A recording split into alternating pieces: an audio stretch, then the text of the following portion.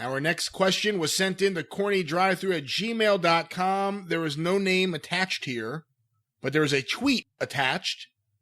I'll read the question first. Dear Jim, I was looking into this week's wrestling news and came across this tweet from Kenny Omega regarding the AEW women's division. Yeah. I'm a person pulling for the success of AEW, but I can't stand this guy any longer. We reject the shit product he gives us, and in doing so, we become, quote, ignorant and classless.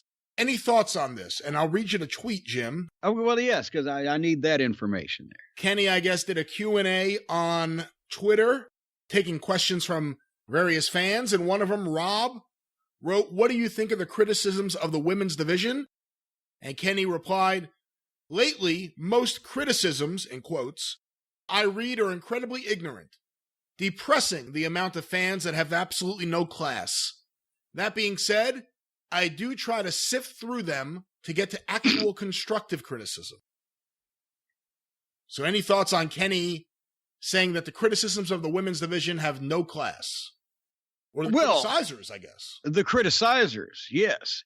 Well, he's sifting through the comments trying to get something constructive, and the reason why it's taking him so long to sift through is because you can't be constructive when you haven't got anything to work with, because he's buried the women that you might be able to work with in the process of pushing his fetishistic fucking view of Japanese schoolgirls as major pay-per-view box office attractions. And when you have a scared to death looking 98-pound, looks like, you know, she's only what, 23 or whatever. She looks like she's 40 facially because she's always got that scared look on her face, like, ooh. And that 98-pound schoolgirl has beaten your 300-pound giant and your American doctor and everybody else and your space alien and everybody else that you've paraded out in front of her. So, yeah, I would say it takes you a while to shift through for some constructive comments when nobody, including fucking Eddie Graham or goddamn Jack Pfeffer for that matter, could fucking make anything out of the mess of a division that you have for your women. Because you, Mr. Olivier, are a fucking moron. And that's basically the brand. And everybody keeps saying, why isn't Kenny Omega the same as when we saw him in Japan? I wish they'd book him like they did in Japan. That's because in Japan, he did as he was told, and smart people who run New Japan Pro Wrestling told him what to do. And then the major talent in the ring, like Okada and Tanahashi and all those guys, fucking told him what to do, or at least didn't let him do the things that he would do if he was left to his own devices. And what you see in All Elite Wrestling is when left to his own devices. He's a fucking simpering, prissy-prancing, finger-pointing, jazz-handsing, face-making, silly fuck who wants to have matches that look like video games, has no idea how to get over, has no idea how to fight. His fights look like shit because he's apparently never been in one. He doesn't know how to project any type of toughness for the average wrestling fan or just average mainstream person to say, well, there's a fucking hero. No, he's a fucking twit. And he likes to play video games and talk about Japanese anime. Fuck. Jesus H. Christ. What else could be wrong with this guy? What gets over in Japan doesn't get over here. They're very quirky with some of their things in Japan, and quirky doesn't work in at least that manner of quirky doesn't work over here. They have given nobody reason to like Kenny Omega, to think that he's tough, to think that he's have you heard a great Kenny Omega promo? Have you heard him speak in front of the people live, practically? Or just emote his fucking goofy faces like Harpo Marx on fucking meth? Nobody believes he's a kick-ass. Nobody believes he's tough. No man wants to be like him. What was it that the preacher said at Nancy Caldwell's funeral in East Tennessee that we were just talking about several years ago when talking about her husband, Whitey? He was the same age. He said every man in East Tennessee wanted to be Whitey Caldwell. What man wants to be Kenny Omega? He's not a top main event star. He's not a superhero. He's not tough. He doesn't do a great promo. He does silly, shitty matches with a lot of gesticulating that look like video games, and people who like Japanese wrestling like that. Well, some people like to have their balls nailed to a step stool, and as we have heard rumors of, some people like to listen to people take shits.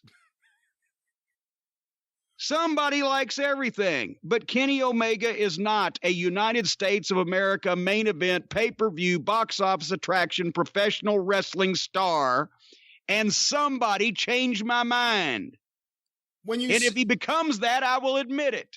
Well, two things coming out of that. One, when you say he's not over, he's over with their fan base. You'll at least admit to that. Well, yes, like I said, somebody likes anything. Right, as we've just proven. So something is over with somebody. I'm talking about mainstream, major attraction, main event level. Like the other names you talk about.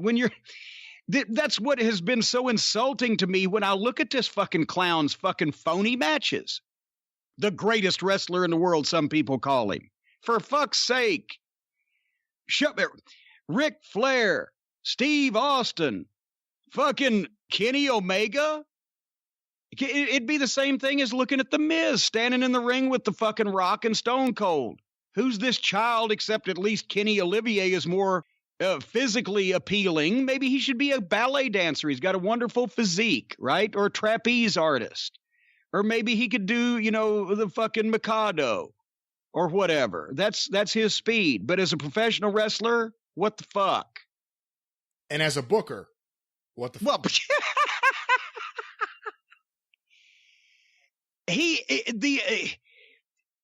here's the reason why Kenny Omega will never, ever successfully book anything except a table for dinner.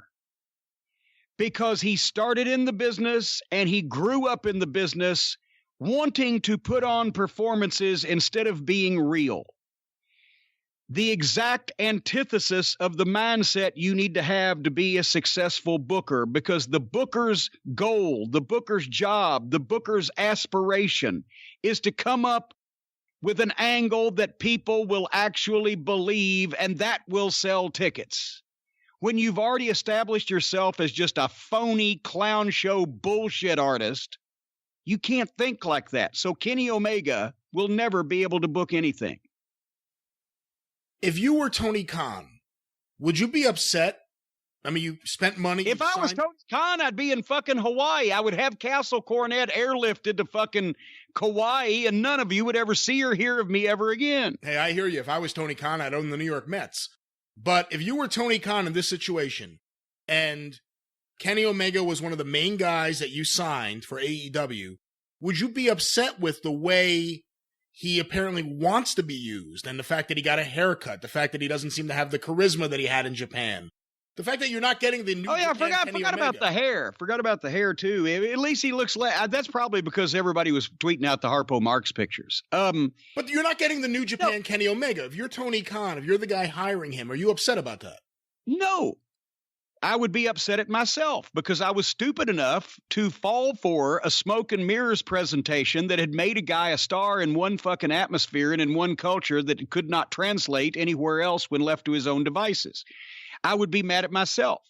I would be mad at myself for the people that I chose to go in business with, even though I'm sure a number of people told him, "What the fuck are you doing?" So I'd be mad at myself for hiring someone to do something at the highest level that they have never done before, ever.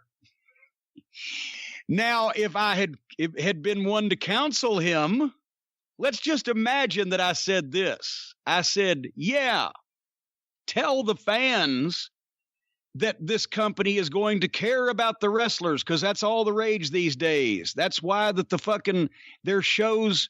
We talked about it before. They're all in Drew because it was the world's biggest crowdfunding effort. People wanted to be a part of something. People wanted, we're going to support these guys. This time, it's not the man, it's not the promoter getting the boys are getting the money. The boys are getting the goods off of this. Well, all of a sudden, the boys have become the man. They're the bosses now. So how far does this crowdfunding idea work? I would have said, yeah, tell the people that you're going to listen to the concerns of the wrestlers and put one or two on a board or have a player coach representative or whatever. But don't actually fucking listen to them. Have fucking experienced people in charge of what the fuck and have a vision for what you're going to do. Don't do this indie bullshit with guys that have never been at this level before, except for a Cody Rhodes, who grew up already having the genetics for that level and obviously understands what the fuck's going on.